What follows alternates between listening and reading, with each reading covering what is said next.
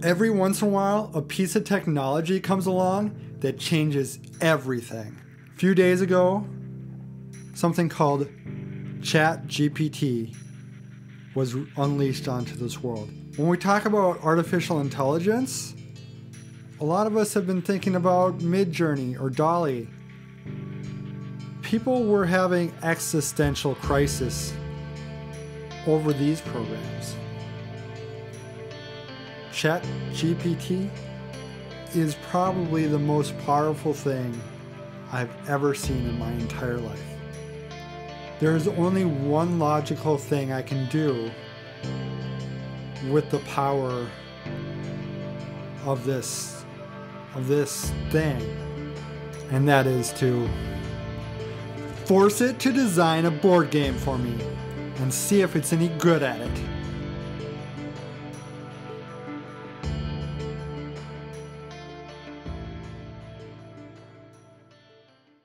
Let's see if any of us are going to have jobs in a few years. Let's start with something easy. I'm thinking 18 cards and a 2-player game would be easy enough to make and easy enough for the AI to understand. So let's give that a try. ChatGPT, please design a 2-player board game that uses 18 cards and has a fantasy theme. Generate Wizard's Duel. Okay.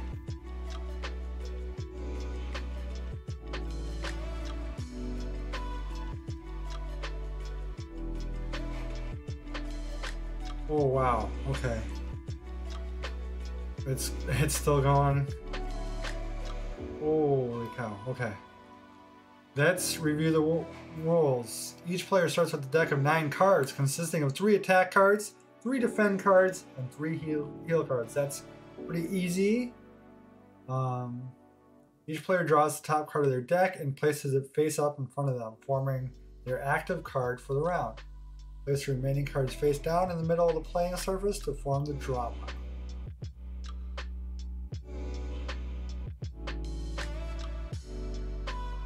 This actually doesn't work. It's not a conceivable board game. So let's try it again.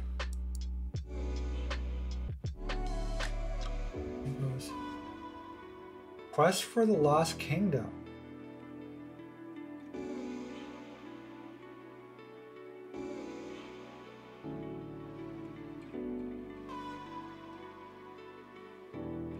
Whoa.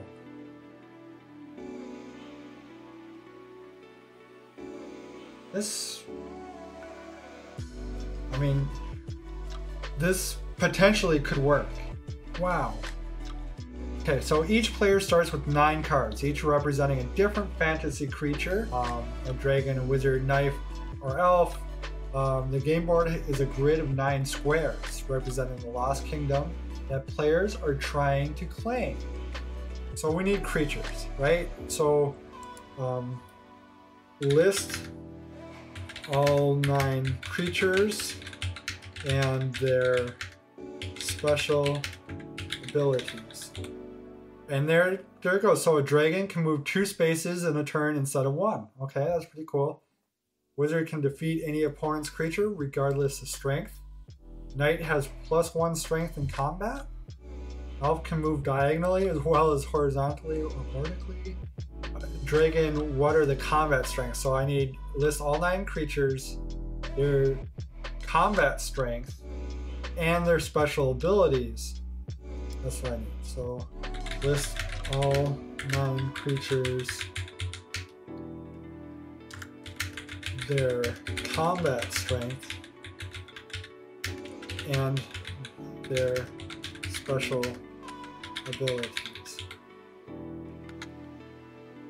So let's see. Yeah, okay. It kept the same abilities. That is really cool. Okay, so we have all of our creatures, all the combat strength. What else do we need? So we have a grid of 9 squares that this is played on. We have our creatures. The next part is, I mean, that's almost it. That's almost an entire game. All right, there are a few things we need to address. So I put everything into a spreadsheet here. What I was impressed by is some of the thematics here. So if we look at the Phoenix can be returned to the player's hand after being defeated in combat, which is like super thematic, right? A Phoenix comes back. Even Magic the Gathering has a Phoenix card that does stuff like that.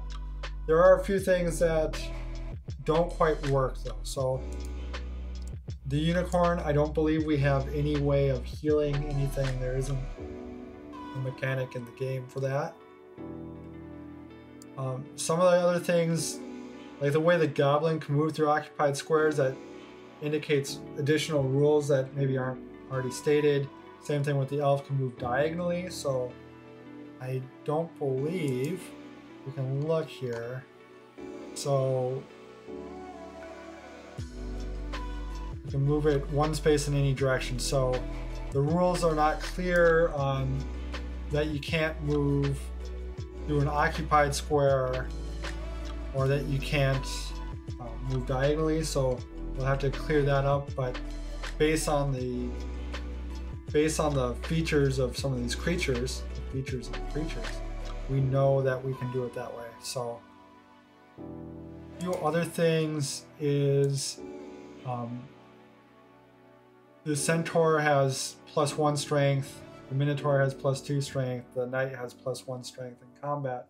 They all have additional strength in combat. I think that needs to say while attacking. So as long as these are the aggressor and they're not the one being attacked, they get a +1. Otherwise, they're at their normal stat. I believe that should be it. So we just need to clean up some of these things. So in combat, strength while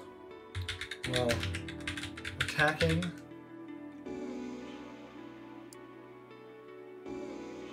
The minotaur has +2 strength while attacking. And let's see here, the knight +1 strength while attacking. And then lastly, maybe to deal with the unicorn, we could say instead of it heals 1 point, maybe it actually gets like a +2 while defending. So the unicorn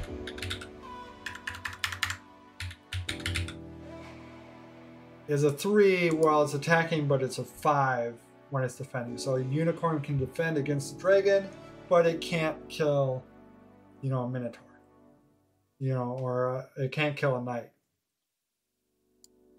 I think this is getting legit. So we need to rephrase some of the wording in the rules just to be more clear on the movement. But it's interesting that it seems to know that the movement will work. And then also, if a player manages to control all 9 squares of the Lost Kingdom, they win the game. I don't think it will be possible to control all 9 squares. We only have 9 creatures. Controlling all 9 squares is going to be really difficult. I think we'll change that to the last player standing. So the last player with creatures on the board wins.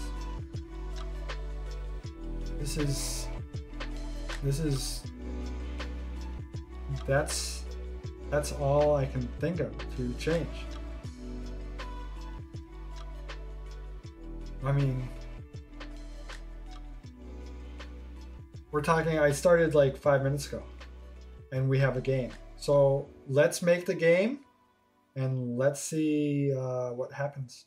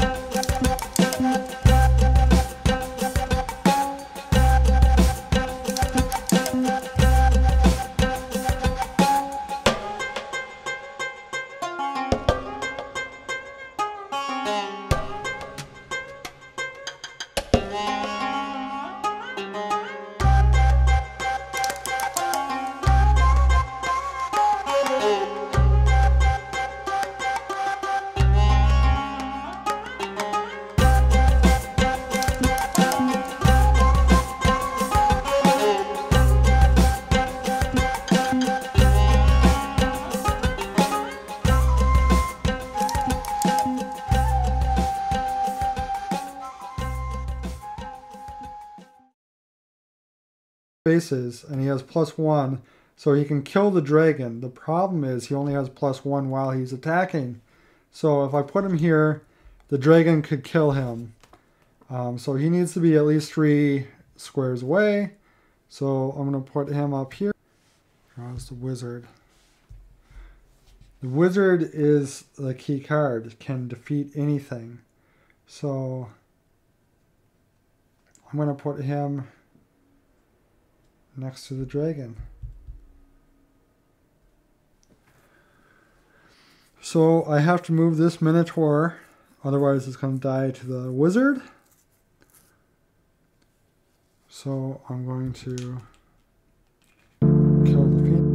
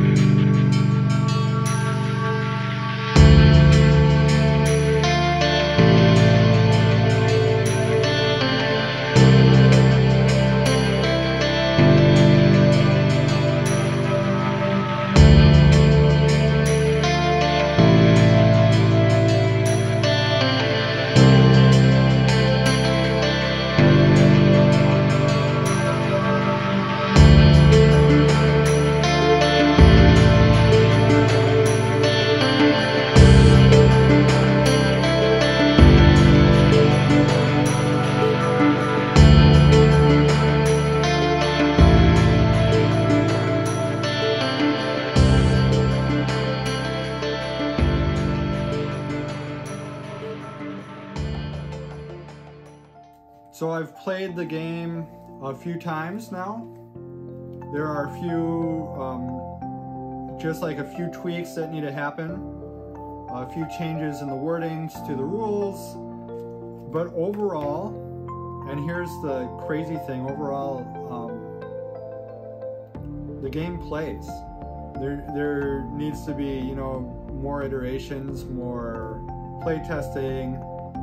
This is better than a lot of games that I've designed myself that I've play tested in, you know, in early play testing. This is better than a lot of games I've played at things like proto-spiels. It took very little time to get here. I think it's important to know that while the AI can generate a board game, a concept, it still takes development by a human to be playable for now. I think moving forward, something like ChatGPT is going to be incredibly useful for game designers. When you have to figure out a mechanic for a certain set of constraints that you might have, ChatGPT is more than capable of giving you a brainstorm of ideas. It's kind of like the image generating AIs. They're not a final product. They never will be a final product, but they are a good starting point for a concept. Overall, this is really exciting. I don't think you should think of this as like the end of game design. I think this is another tool that you should put in your toolbox to use in the future. Well guys, if you like this video, make sure you like and subscribe. And if you want to hear more about AI and board games, let me know down in the comments. Have a good one.